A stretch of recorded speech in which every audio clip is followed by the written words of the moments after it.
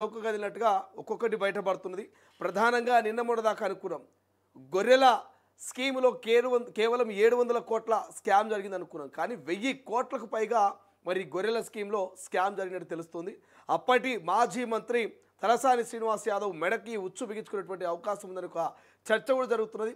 ఆటనే కాదు, రూపాయి కాదు, 1000 కోట్ల మరి స్కామ్ జరిగిందంటే మామూలు ముచ్చట కాదు. కేవలం గొల్ల కురుమల్ని ధనవంతులను చేస్తాం, ఆర్థికంగా వాళ్ళని అభివృద్ధి చేస్తామనేటువంటి కాన్సెప్ట్లో తీసుకొచ్చినటువంటి ఈ గొర్రెల పంపిణీ స్కీమ్ కాస్త మరి స్కామ్గా మారి ఆ ప్రభుత్వం బీఆర్ఎస్ ప్రభుత్వంలో కీలకంగా వివరించినటువంటి అధికారులకు, మాజీ మంత్రులకు ఇది మరి ధనవంతులు చేసేటువంటి స్కీమ్ కాస్త స్కామ్గా మారినటువంటి పరిస్థితి.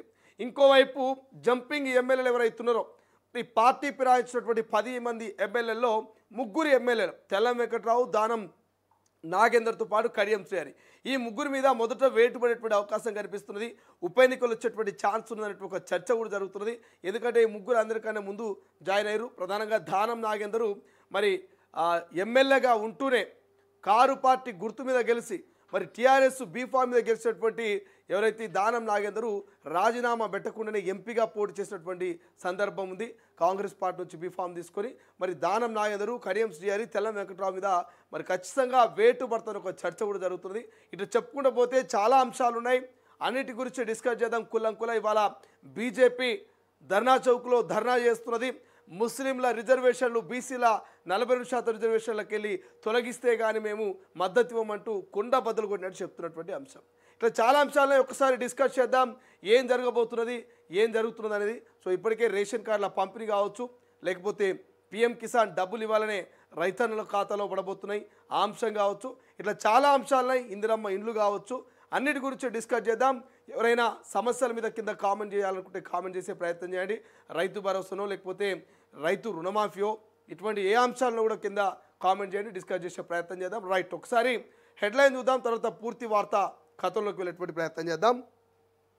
మొదటగా తొలి వెలుగు ఈ పేపర్లో ఉన్నటువంటి హెడ్లైన్స్ కనుక చూస్తే, షాడో పీసీసీగా మీనాక్షి, టీ కాంగ్రెస్లో కొత్త సమస్య, పార్టీ పగ్గాల్ని చేతిలోకి తీసుకున్న ఏఐసీసీ నేత మహేష్ కుమార్ గౌడ్ డమ్మిగా మారారా, పీసీసీ చీఫ్ గౌరవం పోతుందంటున్న నేతలు, మీనాక్షి పాదయాత్ర పైన తీవ్ర అసంతృప్తి, తీరు మార్చుకోకుంటే పార్టీకి నష్టం తప్పదని చర్చ. సో మొత్తం మీద మరి జనహిత పాదయాత్ర కూడా మొదలు చేశారు కదా. జనహిత పాదయాత్ర పరిగి వేదికగా రంగాపూర్ నుంచి మొదలైంది. ఈ జనహిత పాదయాత్ర ముఖ్య ఉద్దేశం ఏంది? జనాలతో ఇంటరాక్ట్ కావాలి, శ్రమదానం చేయాలి, కాంగ్రెస్ పార్టీ గ్యారెంటీని అమలు పరుస్తున్న పథకాలని ప్రజల్లోకి తీసుకుపోవాలి, ప్రజల నుంచి వచ్చేటువంటి వినతులను, ప్రజల నుంచి వచ్చేటువంటి ఏవైతే సమస్యలను వాటిని స్వీకరించి వాటికి ఒక సొల్యూషన్ చూపే ఆలోచన చేయాలి, పార్టీ కార్యకర్తల్ని బలోపేతం చేయాలని ఒక కాన్సెప్ట్ తోటి కాంగ్రెస్ పార్టీ నాయకులు మీనాక్షి నటరాజన్తో పాటు మహేష్ కుమార్ గౌడ్, ఇతర వర్గం, సామాజిక వర్గం అంతా కూడా ప్రజల్లోకి వెళ్తున్నది. సో పరిగిన మొదలైనటువంటి పాదయాత్ర ఖానాపూర్ దాకా మొదటి విడతలో 4 రోజుల్లో కంప్లీట్ కాబోతున్నది. ఈ పాదయాత్రతో పీసీసీ అధ్యక్షులు మహేష్ కుమార్ గౌడ్కి మరి కొంత డ్యామేజ్ అవుతున్నది, డమ్మీ అవుతున్నది ఒక చర్చ జరుగుతున్నది. మరి నిజమా కాదా, ఏం జరుగుతుంది మనం డిస్కషన్ చేసే ప్రయత్నం చేద్దాం ఎక్స్ప్లెనేషన్లో. రైట్, ఇంకేమున్నాయి? కేసీఆర్ను అరెస్టు చేద్దామా, మంత్రులతో సీఎం రేవంత్ చర్చ, కాళేశ్వరం నివేదిక సీఎంకు అందజేసిన సీఎస్, మంత్రులు భట్టి, ఉత్తమ్, పొంగులేటితో సీఎస్తో రేవంత్ భేటీ, నివేదికలోని అంశాలపై కీలక చర్చ, ఆర్థిక అవకతవకల్ని పేర్కొన్న కమిషన్, నివేదిక అధ్యయనానికి అధికారులతో కమిటీ, ఆగస్టు 4న కేబినెట్ భేటీలో కీలక నిర్ణయం, కేసీఆర్ను అరెస్ట్ చేస్తారంటూ జోరుగా ప్రచారం జరుగుతున్నట్టు మనకు వార్త కనిపిస్తుంది. సో అరెస్ట్ చేసినా ఆశ్చర్యపోవాల్సిన అవసరం లేదు, ఎందుకంటే విచారణ జరుగుతున్నాయి. విచారణలో కనుక నిజంగానే గతంలో అవినీతి జరిగి ఉంటే, అవినీతిలో మరి కేసీఆర్ పాల్పంచుకుంటే మరి ఖచ్చితంగా అరెస్ట్ చేయాల్సినటువంటి అవసరం ఉంటుంది. మరి దాని గురించి చర్చ జరుగుతున్నట్టు, దాని గురించి పెద్దగా చర్చించాల్సిన అవసరం ఏం లేదు. చట్టం తన పని తాను చేసుకుపోతుంది. అది మాజీ ముఖ్యమంత్రి అయినా ఇంకెవరైనా చట్టం తన పని తాను చేసుకుపోతుంది. చట్టం ముందు అందరూ సమానలే. ఢిల్లీకి రాజైనా తల్లికి కొడుకని ఎట్లయితే అంటారో, మరి రాష్ట్రానికి ముఖ్యమంత్రి అయినా చట్టం ముందు అవినీతి అక్రమాలకు పాల్పడితే ఆయన కూడా చట్టం ముందు అందరిలాగా జైలుకు పోవాల్సినటువంటి అవసరం ఉంది. కాబట్టి సో కేసీఆర్ అరెస్టుకు రంగం సిద్ధమైన ఒక చర్చ జరుగుతున్నది. ఒకసారి మనం దాని గురించి కూడా డిస్కస్ చేద్దాం. ప్రాణం తీసిన స్కూల్ బస్, యువకుడి స్పాట్ డెడ్, బైకును ఢీకొట్టడంతో ప్రమాదం. ఇక మియాపూర్లో ఘటనట్టు వార్త హైలైట్ కనిపిస్తుంది. కల్పికకు మెంటల్, ఆమెతో మాకు ప్రాణాపాయం. ఇక గతంలో 2 సార్లు సూసైడ్ అటెంప్ట్, ఇటీవల మందులు మందులు ఆపేసింది, మళ్ళీ డిప్రెషన్లోకి వెళ్ళింది, అందుకే న్యూసెన్స్ ఘటనలంటూ పోలీసులకు సినీ నటి తండ్రి లేఖ రాసినట్టుగా తెలుస్తోంది. ఎమ్మెల్యే క్యాంప్ ఆఫీసులో బర్రెలంట. భూపాలపల్లిలో రైతు వినూత్న నిరసన. బర్రెల షెడ్డును కూల్చేసిన ఎమ్మెల్యే అనుచరులు ఆగ్రహంతో క్యాంప్ ఆఫీసులోకి బర్రెల్ని తెచ్చిన రైతు. సోషల్ మీడియాలో వైరల్గా మారిన వీడియోనట. సో భూపాలపల్లి ఎమ్మెల్యే ఆ క్యాంప్ ఆఫీస్లో బర్రెలు పెట్టిరట. మంచి పని చేశారు, అట్లనే బుద్ధి వస్తుంది. 1000 కోట్ల స్కామ్లో తలసాని. మాజీ మంత్రికి బిగిస్తున్న ఉచ్చు. ఇంట్లో వందల కొద్ది బ్యాంకు పాస్బుక్లంట. ఇక ఇంట్లో వందల కొద్ది బ్యాంకు పాస్బుక్లంట. ఈడీ ఇటీవల సోదాలో లభ్యం ఈ ఖాతాలోని అక్రమ లావాదేవీలు. గొర్రెల కొనుగోలు పేరుతో నిధులు విడుదల. వ్యాపారులు కాని వారి ఖాతాలోకి ఫండ్స్. 7 జిల్లాలకి 253.93 కోట్ల దోపిడీ. 33 జిల్లాలకు 1000 కోట్ల అవినీతి. త్వరలో స్కామ్లో కీలక వ్యక్తులు అరెస్ట్ అంటూ బీఆర్ఎస్ నేతల్లో టెన్షన్ అంటూ వార్త కనిపిస్తుంది. తలసాని గనక తప్పు చేస్తే అరెస్ట్ చేయండి, తప్పులేదు. తలసాని గనక తప్పు చేస్తే అరెస్ట్ చేయండి, తప్పులేదు. ఎందుకంటే మాజీ మంత్రి ఆయన. మరి ఆయన మాజీ ఓఎస్డి కళ్యాణ్ ఒకవేళ విచారణ చేస్తూ ఉన్నారు. కళ్యాణ్ కనుక మరి మా మంత్రి గారు చెప్తేనే, మా మాజీ మంత్రి గారు చెప్తేనే మేము చేసినామని కనుక ఒక స్టేట్మెంట్ ఇస్తే మరి తలసాని మెడకు ఉచ్చు బిగించేటువంటి అవకాశం కనబడుతున్నది. సో మాజీ ఓఎస్డి కళ్యాణ్ క్లియర్గా ఇప్పటికే కొన్ని అంశాలను ఒప్పుకున్నట్టు తెలుస్తున్నది. ఎక్కడికక్కడ నోట్ల కట్టలు, మరి విలువైనటువంటి ఆస్తి పత్రాలు దొరుకుతున్నాయి కళ్యాణ్ దగ్గర, కళ్యాణ్తో పాటు ఇతర సహచర అధికారుల దగ్గర. 700 కోట్ల స్కామ్ అనుకున్నారు, కాదు 1000 కోట్ల స్కామ్ అంటే ఇది. అంతకు మించున్నటువంటి స్కామ్ అంట. ఎవరి సొమ్ము, ఎక్కడి సొమ్ము, ఎట్లా సంపాదించరు. సో ఇట్లా ప్రజల సొమ్మంతా కూడా కూడబెట్టుకునేటువంటి ప్రయత్నం చేస్తూ ఉన్నారు. డిస్కషన్ చేద్దాం. ఇక మల్లారెడ్డి ఎమ్మెల్యే పదవి అవుట్. 100 కోట్ల ఆస్తులు దాచుడు. అఫిడవిట్లో చూపించలేదు. ఆయన బాటలోని అల్లుడు మర్రి 100 కోట్ల భూమిని దాచాడు. ఇద్దరిపై త్వరలో ఈసీకి ఫిర్యాదు. వేటు వేయాలని కోరుతామంటూ మీడియాతో టీపీసీసీ సెక్రటరీ కోటా శ్రీనివాస్ అంటూ ఒక వార్త హైలైట్ కనిపిస్తుంది. రైట్, ఒకసారి ఈనాడు చూస్తే ఈనాడులో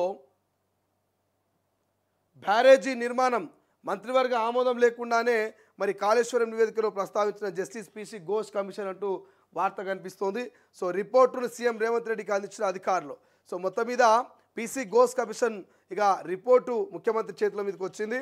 సో కాళేశ్వరం నివేదికలో ఏ అంశం ప్రస్తావించినట్టే అసలు క్యాబినెట్ ఆమోదమే లేదంట. మంత్రివర్గ ఆమోదం లేకుండానే మరి బ్యారేజ్ నిర్మాణం జరిగినట్టుగా చర్చ జరుగుతున్నది. ఇంకేమున్నాయి? రైట్, ఒక్కసారి ఆంధ్రజ్యోతిలో చూస్తే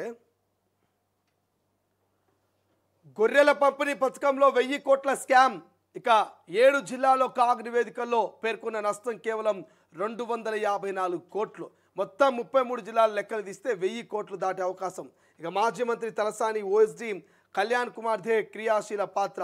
ప్రైవేట్ ఖాతాలకు నిధులు బదిలినట్టు వార్త కనిపిస్తుంది. మంత్రి అనుమతి లేకుండా, మంత్రికి తెలియకుండా, గత ప్రభుత్వ పెద్దలకు తెలియకుండా ఒక ఓఎస్డీ 1000 కోట్ల అవినీతికి పాల్పడుతున్నానే. ఒక్కసారి ఆలోచన చేయండి తెలంగాణ ప్రజలారా, ఒక్కసారి ఆలోచన చేయండి. ఒక ఓఎస్డీ, ఆఫ్టర్ ఆల్ ఒక ఓఎస్డీ మంత్రికి, మంత్రిపై ఉన్నటువంటి ముఖ్యమంత్రికి, ఆ వ్యవస్థకు తెలియకుండా 1000 కోట్ల అవినీతికి పాల్పడే అవకాశం ఉందా? మీరు ఆలోచన చేయండి. ఎవరి సహకారం లేకుండా ఒక్కడు ఇంత దాకా తీసుకుపోయేటువంటి అవకాశం ఉందా? మీరు ఆలోచన చేయండి. బ్రో 7 అవార్డులు. 71వ జాతీయ చలనచిత్ర అవార్డులో సత్తా చాటిన తెలుగు సినిమా. ఇక ఉత్తమ తెలుగు చిత్రంగా భగవత్ కేసరి, ఉత్తమ గేయ రచయిత కాసర్ల శ్యామ్, ఉత్తమ గాయకుడు రోహిత్, ఉత్తమ బాలనటిగా గాంధీ తాత చెట్టు నటి సుకృత వేణి.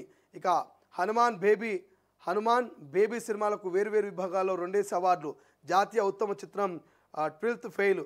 ఉత్తమ నటులు షారుఖ్ ఖాన్, విక్రాంత్, ఉత్తమ నటి రాణి ముఖర్జీ అంటూ వార్త కనిపిస్తుంది.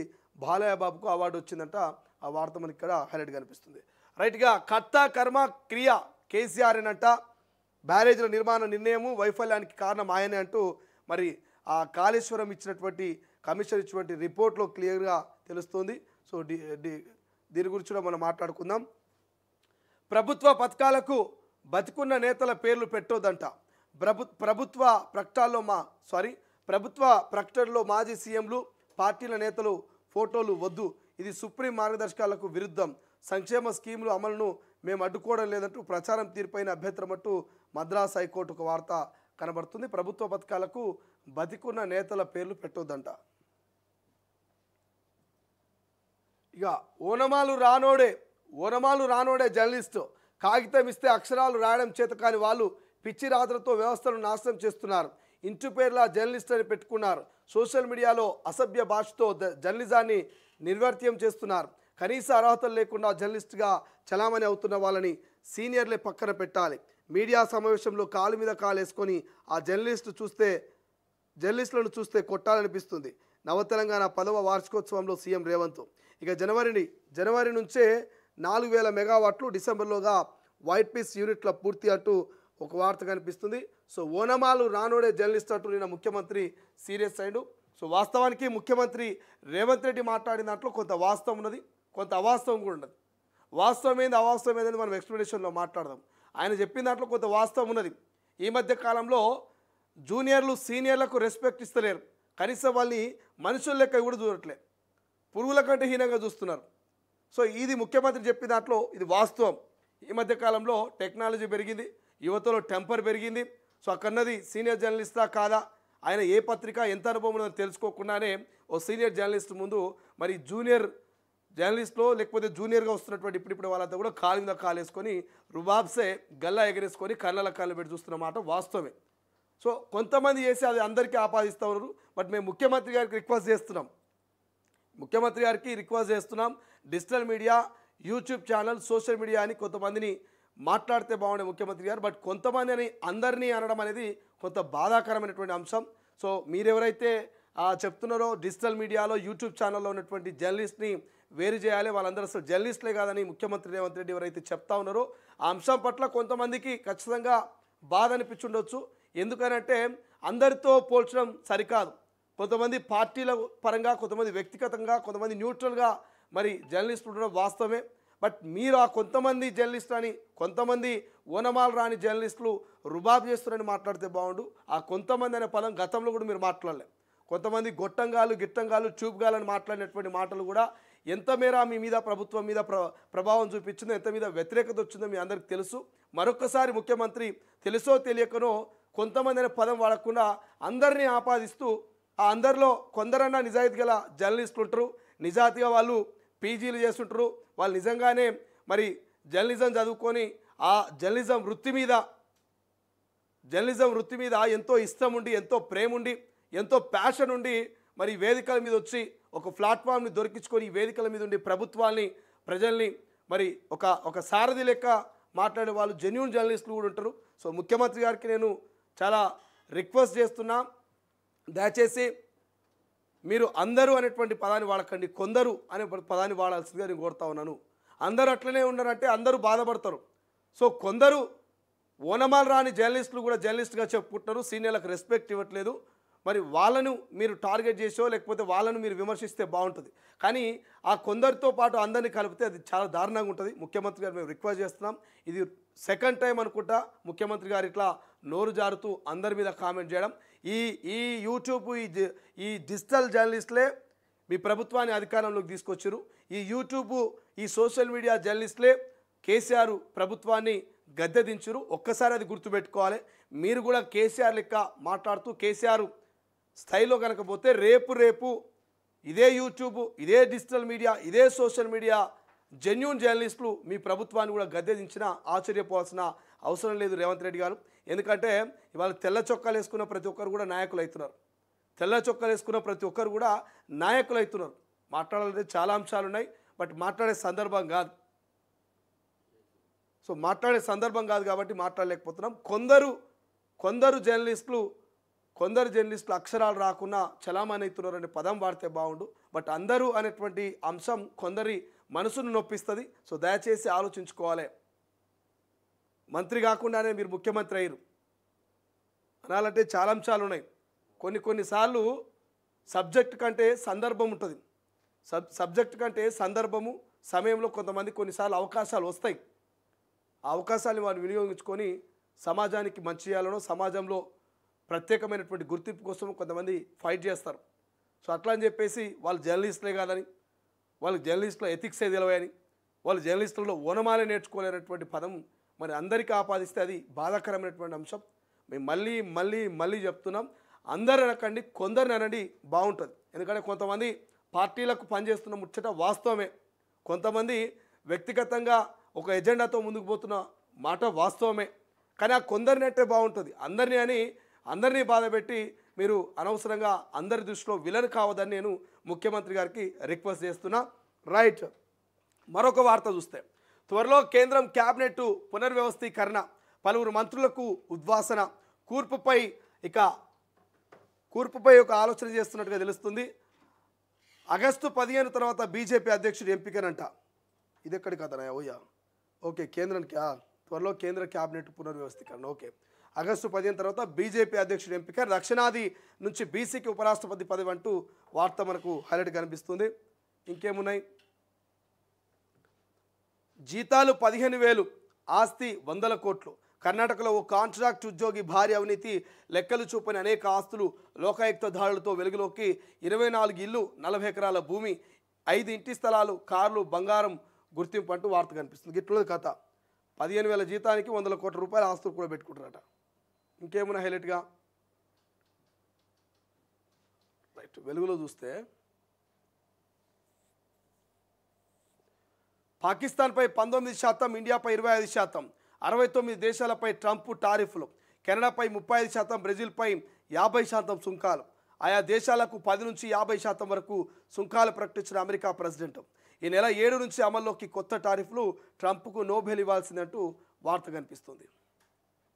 రైట్, ఇక చేతికి రిపోర్ట్లు, ఇంకా యాక్షన్ అంటూ కాళేశ్వరం విద్యుత్ కమిషన్ల నివేదికల ఆధారంగా క్రిమినల్ కేసులు, లీగల్ సమస్యలు రాకుండా పకడ్బందీగా చర్యలు తీసుకోవాలంటూ సర్కార్ నిర్ణయం అంటూ వార్తలు కనిపిస్తుంది. ఎంతవరకు మరి వీళ్ళు పకడ్బందీగా యాక్షన్ తీసుకుంటారో, ఎవరెవరిని అరెస్ట్ చేస్తారో చూద్దాం. కమ్యూనిస్టులు ఉప్పు లాంటోళ్ళంటూ, ఉప్పు ఉంటేనే వంటకు రుచి వచ్చినట్టు, ఎర్ర జెండా కనిపిస్తేనే సమస్యల పరిష్కారం అంటూ సీఎం వ్యాఖ్యలు హైలైట్ కనబడుతున్నాయి. రైట్, మరోవైపు కేసీఆర్ హరీష్ వల్లే బనకచెర్ల మనవాటాను ఏపీకి తాకట్టు పెట్టారంటూ పీసీసీ చీఫ్ మహేష్ కుమార్ గౌడ్ కామెంటు. జనహిత పాదయాత్రలో మీనాక్షి నటరాజన్, పీసీసీ చీఫ్ మహేష్ కుమార్ గౌడ్, మంత్రులు వివేక్, దామోదర, పొన్నం తదిల కామెంట్స్ అంటూ వార్తలు కనిపిస్తుంది. గొర్రెల స్కీమ్లో 1000 కోట్ల స్కామ్, మాజీ మంత్రి తలసాని ఓఎస్డీ కళ్యాణ్ కుమార్ ప్రధాన సూత్రధారి, ఈడీ దర్యాప్తులో వెల్లడి, తనిఖీలో కీలక ఆధారాలంటూ వార్త కనిపిస్తుంది. సో గొర్రెల స్కీమ్ గురించి ఎంత తక్కువ మాట్లాడుకుంటే అంత మంచిది, ఎందుకంటే ఇది పెద్ద స్కామ్. ఈ స్కామ్లో రేపు పెద్ద తలకాయలు బయటకు వస్తాయి. సో ఆ తలకాయలు బయటకు వచ్చినప్పుడు ఇంకా మాట్లాడదాం, బట్ ఇప్పుడు తక్కువ మాట్లాడితే ఇంకా మంచిది, ఎందుకంటే ఇది 1000 కోట్ల కంటే ఎక్కువ పోయే అవకాశం ఉంది. ఈ స్కాము 700 కోట్లు అనుకున్నారు, కానీ 700 కోట్ల స్కామ్ కాస్త డబుల్ అయ్యి 1400 కోట్ల దాకా పోయింది. ఇది రేపు 28 కోట్ల 2800 కోట్ల దాకా పోయినా ఆశ్చర్యపోవాల్సిన అవసరం లేదు. గొల్ల కురుమల పేరు చెప్పి కోట్ల రూపాయలు దండుకున్నది కొంతమంది నాయకులు, చెట్టు పేరు చెప్పి కాయలు అమ్ముకున్నట్టుగా. 3 ఏళ్లలో 1000కి పైగా సరోగస్సులు, అధికారికంగా వచ్చిన అప్లికేషన్లు 108 మాత్రమే. దందాకు తెరలేపిన ఫెర్టిలిటీ సెంటర్లు, సర్కార్ సీరియస్. నేటి నుంచి ప్రత్యేక తనిఖీలు, అక్రమాలు తేలితే కఠిన చర్యలు. ఇంకేముంటాయా? వీళ్ళ సంది మీరు తనిఖీలు చేసి ఇవాళ దాకా ఉంటారు. ఇప్పటికే పత్రాలని తారుమారు చేసి ఉంటారు, ఆధారాలని చెరిపేసి ఉంటారు. ఇప్పటిదాకా ఉంటారు హాస్పిటల్. ఇంత జరుగుతున్నది, ఆ సృష్టి ఫెర్టిలిటీ సెంటర్ ఇంత ఇష్యూ జరుగుతున్నది, ఈ స్టేట్ నుంచి నేషనల్ లాకపోయింది. ఇంకా మీరు ఇప్పుడు పోయి తనిఖీలు చేస్తాం, దొరికిన వాళ్ళ మీద కఠిన చర్యలు తీసుకుంటామంటే వాళ్ళు ఇప్పటిదాకా ఉంటారు, ఆధారాలని తారుమారు చేసి ఉంటారు. ఇప్పటిదాకా ఉంటారు వాళ్ళు. నా తప్పేమీ లేదు, త్వరలో అన్ని విషయాలు చెప్తా. ఈ కేసులో నన్ను కావాలని ఇరికించారు. సృష్టి కేసులో అరెస్ట్ అయిన డాక్టర్ నమ్రత వ్యాఖ్య. కస్టడీకి తీసుకున్న పోలీసులు, గాంధీలో వైద్య పరీక్షలు. 6 గంటల పాటు కొనసాగిన విచారణ. చైల్డ్ ట్రాఫిక్పై నోరు మెదపని నమ్రత అంటూ వార్త కనిపిస్తుంది. ఆమె తప్పేం లేదంట. మరి ఆమె తప్పేం ఉందా లేదని కూడా మనం డిస్కషన్ చేద్దాం. మహానటి కంటే ఎక్కువ పర్ఫార్మెన్స్ చేస్తూ ఉంది నమ్రత. గద్దె దించడంలో కమ్యూనిస్టులు ముందు, వారిపై ప్రజలకు ఎంతో నమ్మకం అంటూ నిన్న ముఖ్యమంత్రి చేసిన కామెంట్లు హైలైట్గా కనిపిస్తే, ఇక సెప్టెంబర్ 9న ఉపరాష్ట్రపతి ఎన్నికలంట. అదే రోజు ఫలితాలు, షెడ్యూల్ విడుదల చేసిన ఈసీ. రైట్, ఇక ముగ్గురిపై వేటు, ప్రచారంలో ఎమ్మెల్యేలు దానం, కడియం, తెల్లం పేర్లు. ఇక పార్టీ ప్రాయంపులకు పాల్పడినట్టు బలమైన ఆధారాలు. 3 ఉప ఎన్నికలకు సిద్ధమవుతున్నట్టుగా ప్రచారం. మిగతా 7గురికి సూచనలు చేస్తున్న సీనియర్లు. ఇప్పటి నుంచి జాగ్రత్తగా మెలగాలని హితవు. బీఆర్ఎస్ విప్లను పాటించాలంటూ సలహాలు. 3 ఉప ఎన్నికలకు సిద్ధమవుతున్నట్టుగా ప్రచారం జరుగుతుందట. పార్టీ ప్రాయంపులకు పాల్పడినటువంటి బలమైన ఆధారాలు ఉన్నాయి. సో మిగతా 7గురి సూచనలు చేస్తున్నటువంటి సీనియర్లు అంటూ వార్త కనిపిస్తుంది. ఇటు దానము, కడియము, తెల్లం వెంకట్రావు. సో ఈ 3 మీద వేటు పడే అవకాశం ఉందని ఒక చర్చ జరుగుతుంది. మనం డిస్కషన్ చేద్దాం. ముగ్గురు మీద కనుక వేటు పడితే సో తెలంగాణలో 4 ఉప ఎన్నికలు అయితే వచ్చేటువంటి అవకాశం తెలంగాణలో 4 చోట్ల ఉప ఎన్నికలు వచ్చే అవకాశం ఉంది. 1 జూబ్లీహిల్స్ ఉప ఎన్నిక, ఇక 2 ఖైరతాబాదు, 3 ఇక కడియం సిఆరి, అటు తెల్లం వెంకట్రావు వాళ్ళ నియోజకవర్గాలు, మొత్తం 4 నియోజకవర్గాల ఉప ఎన్నికలు వచ్చేటువంటి అవకాశం ఉంటుంది ఒకవేళ వేటు పడితే. డిస్కషన్ చేద్దాం మనం. ఇక ఉత్తమ తెలుగు చిత్రం భగవత్ కేసరి సత్తా చాటిన టాలీవుడ్ 7 అవార్డులు సొంతమంటూ వార్త కనిపిస్తుంది. బాలయ్య బాబు మరి అవార్డుకు వచ్చినట. హైదరాబాద్లో పెరిగిన ఇండ్ల అద్దెలంట. ఇక రష్యా టార్గెట్గా న్యూక్లియర్ సబ్మైరన్స్ అని చెప్పేసి ఒక వార్త కనిపిస్తుంది. భూములు కోల్పోయిన వారికి ఉద్యోగాలు.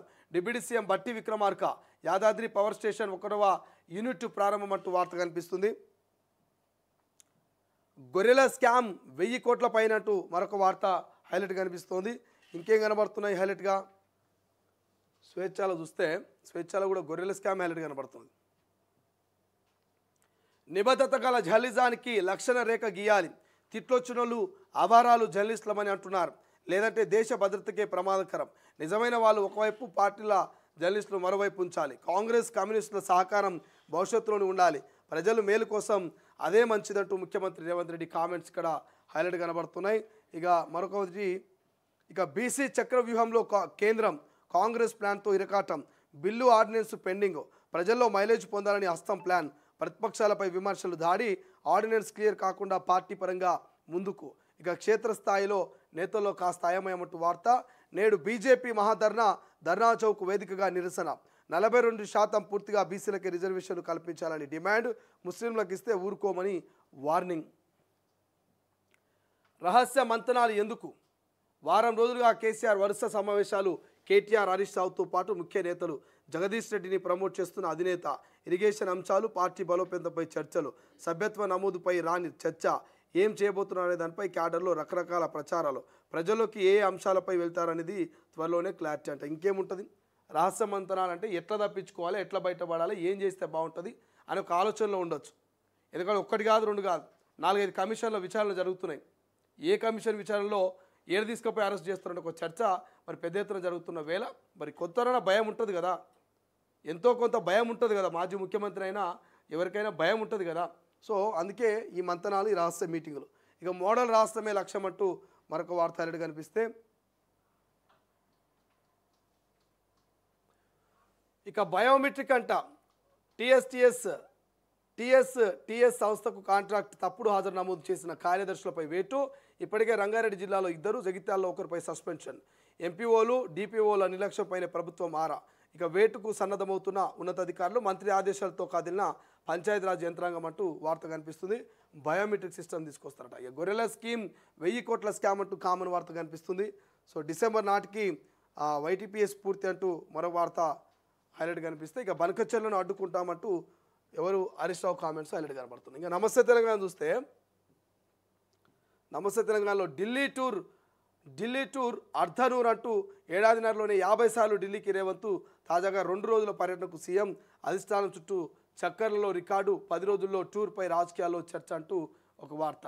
ఇక ఆ జర్నలిస్టుల చెంప పగలగొట్టాలనిపిస్తుంది. పత్రికా సమావేశాలు పెడితే ఎవడు పడితే వాడు వస్తున్నాడు. 3 గంటల ముందే వచ్చి మొదటి వరుసలో కూర్చుంటున్నారు. తాత ముత్తాతల నుంచి తమ ఇంటి పేరు అదే అన్నట్టుగా జర్నలిస్టు ఎల్లయ్య, జర్నలిస్టు పుల్లయ్య అని పెట్టుకుంటున్నారు. సోషల్ మీడియా జర్నలిస్టుకు పొట్టకొస్తే అక్షరం ముక్క రాదు, బాగా నమ్మిస్తేనే ఎవరైనా మోసం చేయగలరంటూ రేవంత్ కామెంట్స్ హైలైట్ కనబడుతుంటే, ఇంకేం కనబడుతున్నాయి? ఇక బనకచెర్ల కట్టి పారేస్తామంటే ఊరుకుంటామా, అడ్డుకొని తీరుతామంటూ హరీష్ రావు కామెంట్స్ హైలైట్ కనబడుతున్నాయి. కళ్ళు నిషేధానికి కుట్ర అంటూ మరో వార్త హైలైట్ కనిపిస్తే, ఇక గురుకుల సంక్షోభం. తమ బడికి టీచర్లను కేటాయించాలని కోరుతూ శుక్రవారం నారాయణపేట జిల్లా మక్తల్ మండలం ఖానాపూర్ విద్యార్థులు వారి తల్లిదండ్రులు రాస్తోరకు చేపట్టారు. పాఠశాలలో 160 మంది విద్యార్థులు గాను ప్రస్తుతం ఒక్కరే టీచర్ ఉన్నారంటూ వాపోతున్నారు. సో ఇక మోదీ ఎందుకు కాముష్ అని చెప్పేసి వార్త ఇంకోటి హైలైట్గా కనబడుతుంది. సో ఇట్లా ఇవాళ హైలైట్గా ఉన్నటువంటి అంశాలు ఏమున్నాయి? ఇవాళ బాగా హైలైట్గా చర్చనీయాంశంగా మాట్లాడాల్సినటువంటి అంశాలు, 1 బీజేపీ ధర్నా చౌక్లో చేస్తున్నటువంటి ధర్నా కావచ్చు, మరి కాళేశ్వరం కమిషన్ రాష్ట్ర ప్రభుత్వానికి ఇచ్చిన నివేదిక మీద కావచ్చు, ఇక ఇంకొక అంశం గొర్రెల స్కీమ్లో 1000 కోట్ల స్కామ్ కావచ్చు,